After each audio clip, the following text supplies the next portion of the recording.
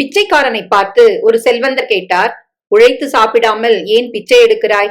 Sir, எனக்கு திடீர்னு வேலை போயிட்டுது, நான் வேற வேலைக்கு முயற்சி பண்ணிக்கிட்டு இருக்கேன், எதுவுமே கிடைக்கல. உங்களை பார்த்தா பெரிய மனுஷர் போல இருக்கீங்க, எனக்கு நீங்க ஒரு வேலை வாங்கி கொடுத்தா பிச்சை எடுக்கிறதே விட்டுடுறேன். உனக்கு நிச்சயம் உதவணும்னு தோணுது, ஆனா வேலை வாங்கி தர எண்ணம் எனக்கு இல்ல, வேற ஒன்ன மனசுல வச்சிருக்கிறேன்.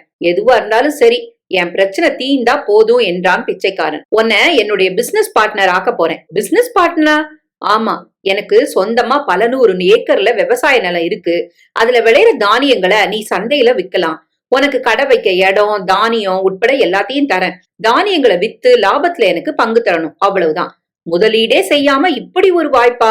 கடவுள் கண்ணை திறந்துட்டான் குமாரு என்று பிச்சைக்காரன் மனம் குதூகலத்தில் மூழ்கியது. சார், அது லாபத்தை நாம எப்படி பிரிச்சுக்க போறோம்? உங்களுக்கு 90%, எனக்கு 10%, இல்ல உங்களுக்கு 95 எனக்கு 5? எப்படி? ஆர்வத்தோடு கேட்டான். இல்ல, நீ 90 எடுத்துக்கிட்டு எனக்கு 10 கொடுத்தா போதும். பிச்சைக்காரனுக்கு ஒரு கணம் பேச்சே வரவில்லை. என்ன சார் சொல்றீங்க? ஆமாப்பா, உனக்கு 90, எனக்கு ஜஸ்ட் 10 போதும். எனக்கு பணம் தேவையில்லை, அது நீ நினைக்கிறத விட நிறைய என்கிட்ட இருக்கு.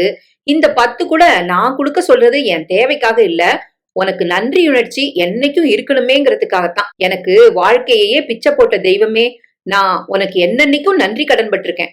இவர்கள் செய்து கொண்ட ஒப்பந்தப்படி அனைத்தும் நடைபெற துவங்கியது. பிச்சைக்காரனிடம் செல்வம் குவிய ஆரம்பித்தது. முதலில் பணம் ஆயிரங்களில் புரள துவங்கி அடுத்த சில வாரங்களில் அது லட்சங்களை எட்டியது. ஆனால் ஒரு கட்டத்தில் பிச்சைக்காரன் தனக்கு அந்த வாழ்க்கையை அளித்த அந்த வள்ளலை மறந்தே விட்டான். புத்தம் புதிய ஆடைகளை உடுக்க துவங்கியவன் தான் கடைக்கு வந்து செல்வதற்கு ஒரு வாகனத்தை வாங்கிவிட்டான். லாபமே குறிக்கோள் என்று உழைத்தான். தானியங்களின் தரம் இவன் கடையில் நன்றாக இருந்தபடியால் விற்பனை நாளுக்கு நாள் அதிகரித்தது. ஒரு சில மாதங்கள் சென்றது. அதுவரை தனது பிசினஸ் பார்ட்னர் இருந்த செல்வந்தனின் பங்காக 10% ஒதுக்கி வந்தவன் ஒரு கட்டத்தில் தனக்குத்தானே கேட்டுக்கொண்டான், என்னோட பார்ட்னருக்கு நான் ஏன் 10% கொடுக்கணும்?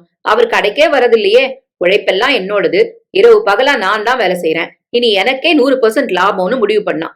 அடுத்த சில நிமிடங்களில் தனது லாபத்தின் பங்கை பெற கடைக்கு வந்தார். உழைப்பு எல்லாம் என்னோடது, அப்படி இருக்க உங்களுக்கு எதுக்கு நான் 10% தரணும்?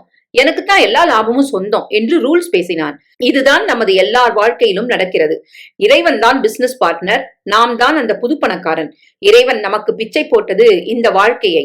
5 புலன்களை நமக்கு கொடுத்து அவை ஒவ்வொன்றுக்கும் தனித்தனி ஆற்றல்கள் கொடுத்தான் இறைவன். 5 புலன்கள் போதாது என்று கை, கால், இதயம், சிறுநீரகம் என விலை மதிக்கவே முடியாத நம் உடல் உறுப்புகளை கொடுத்தான். இவ்வளவு தந்த அவனுக்கு ஜஸ்ட் ஒரு 10% நேரத்தை நாம் பகிர்ந்து கொள்ள வேண்டும் என்று அவன் எதிர்பார்க்கிறான்.